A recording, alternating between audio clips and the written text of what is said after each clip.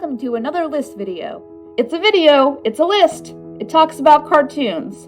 I will start out by saying that this list is just generally sorted by the internet, and I'm just here putting things in order. I put my preference for this list on what probably has the best fleshed out characters, but everything else is just the internet. You guys are weird sometimes. Lots of furries, my god. Number 10, Shang.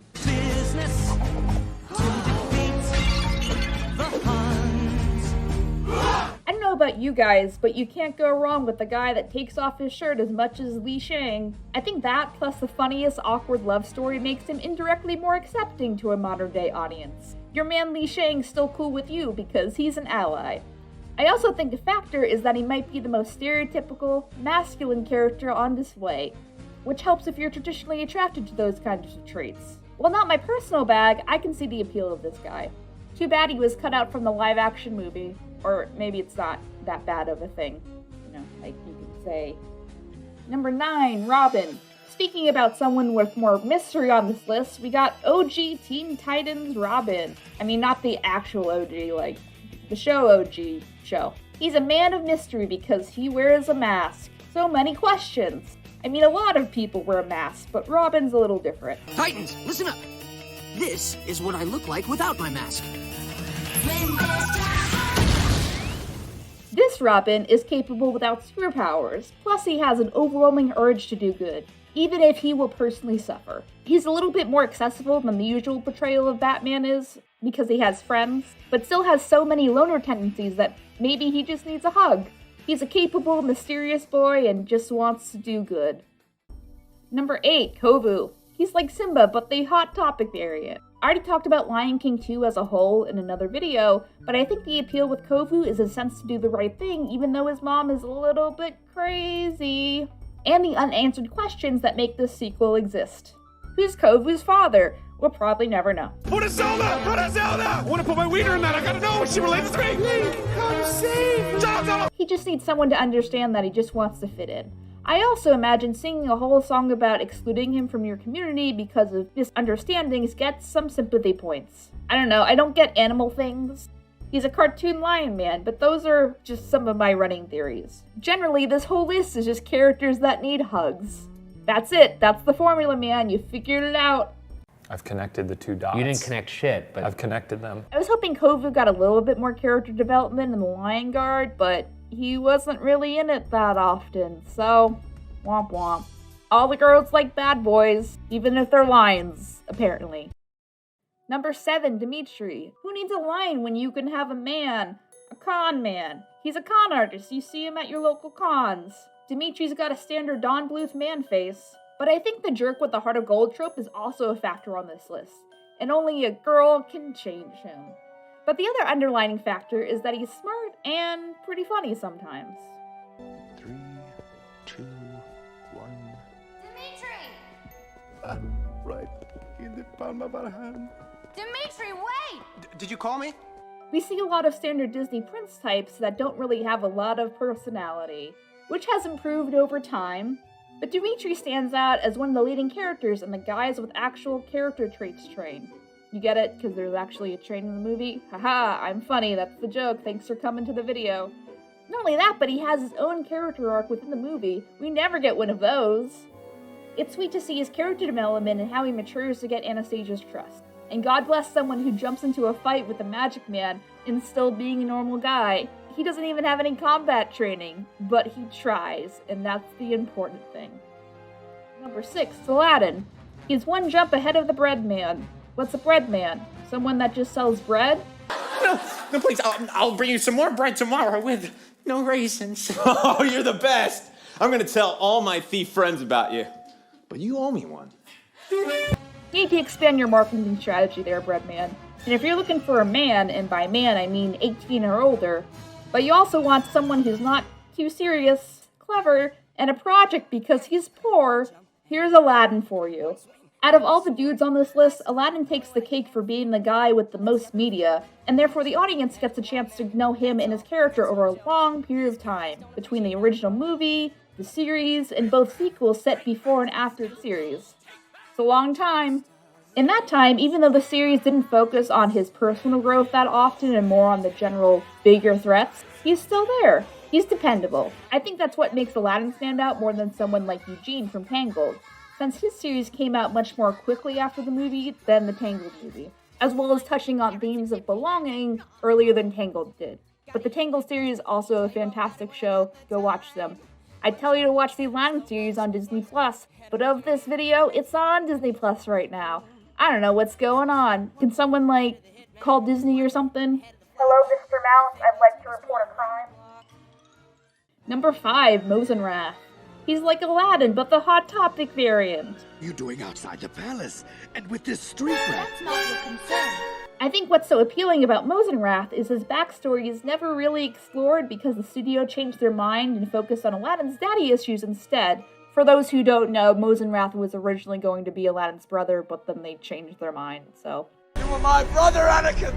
Still, it would have been nice to get a more fleshed out story, and nothing gets the ladies going like a man of mystery. Did we ever get that eel thing explained either? The Aladdin TV show has a great rogue gallery, and I wish it would be on Disney Plus right now. I thought that Gilbert Gottfried passing away would highlight it, but I guess not. You fool! Still, he's a good edgy choice and a good archetype foil to Aladdin himself. Number 4, Danny Phantom. So I have a weird relationship with the show Danny Phantom. Back in the before times, this and Kim Possible were the main, popular shows. I think because they both had to do with adolescent youths being put in situations that they wouldn't normally be in. Kim treats being a hero as not a big deal, while Danny really seems to struggle with the responsibilities. Danny Phantom is inspired by elements of Spider-Man, my favorite superhero, but why I don't think that works well is because Danny is much younger than Peter, so there's a little disdain. Plus, I feel like Peter is better characterized as a more selfless person by nature, while Danny's a 14-year-old. Insensitive, uncaring, Danny Phantom. That said, I think the Butch Hartman timing is how kids of the time were introduced to the Warner Brothers style of timing for jokes and material, and suffice to say, that and the art style definitely have an effect on me. But I found Danny to be kind of annoying. More importantly, as far as my relationship with this show goes, the ghost lore behind it always confused the crud out of me. What is this, Kingdom Hearts? I don't understand what's going on. Are they actually dead people, or just another form of creature? I don't know. That all being said, I can see why this show is still in the public eye. It's funny, the characters have their moments of being super fleshed out, and I think Danny's more serious moments really help people, mostly girls, to empathize with him. Plus all that black.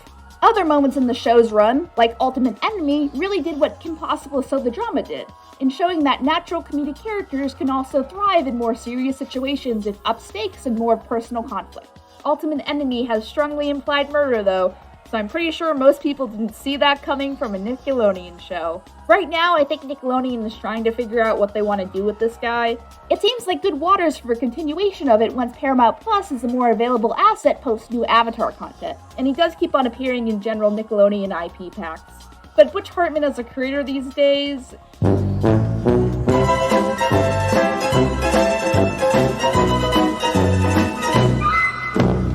is kind of not the best. And you are going to take me down? That's kind of a joke, I think. So, good luck. He probably needs therapy. My vote is either have a real conversation with Butch, or do the show without him. It's a shame that these characters are robbed of their creative potential because of one person's bad takes, but I guess we'll see what the future holds. Pencil drop.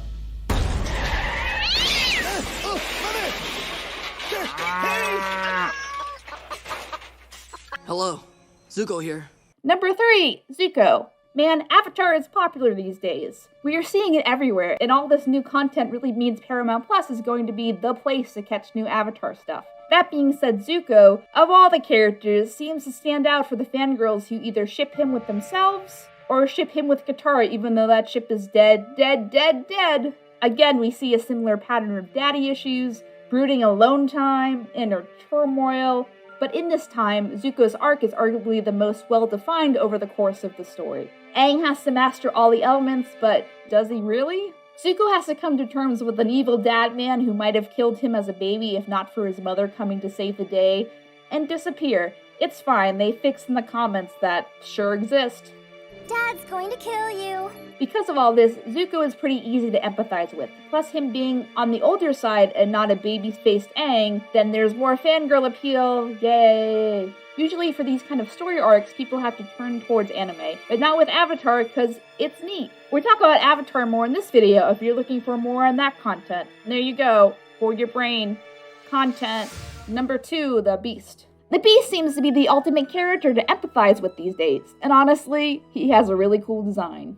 I low-key think General Grievous is modeled after the Beast. Compare footage. You can't unsee it. Welcome to my hell. Fine addition to my collection. The Beast seems to be the modern millennials model for writing a character who slowly changes over time and grows because of love. I think we empathize with his condition and especially his sacrifice at the end. And it's great that he ends up having a happy ending. Still, he's a character that, on the surface, seems gross. But we really get to know him over the course of the movie's runtime, which can be an advantage to show slower and more believable character development as compared to a series, where a character just learns a lesson in the span of 20 minutes. We also are presented with who society thinks is the perfect man, aka Gaston. He might be a pretty boy, and some fans really like Gaston.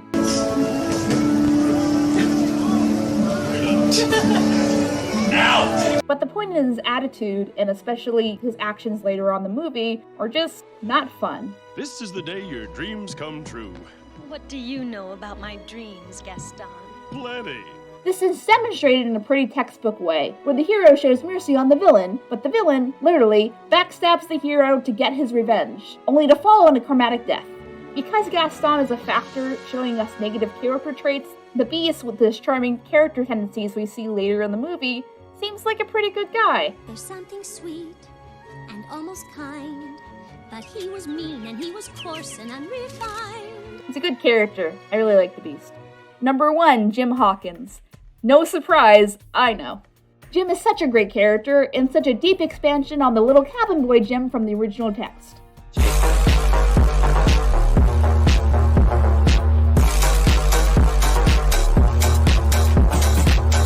The whole movie is Jim's character arc, but he is not driven by romantic interest. He has a very modern problem of trying to fit into a world that doesn't really know what to do with him. I think a lot of people feel that if they have hobbies that feel like they're outside the norm, or maybe they just themselves are outside the norm, it can be isolating and hard. I think in this way, Jim is just the perfect character for this. Plus, he's a handsome little boy, even though he's 14. Don't make me call the police. Oh, right there. Please have a seat.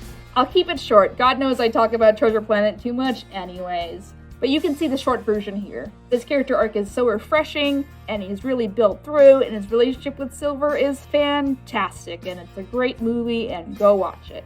More Jimbo on Disney Plus, please. A true camper doesn't trust his eyes, Jimbo. Where's the button to make more Jimbo content? Anyway, you made it to the end of the video. Congratulations. If you'd like more lists, let me know in the comments, and I'll read them sometime. Who's your favorite person on the list, and who didn't make the list? Let me know. It's a neat list, I think.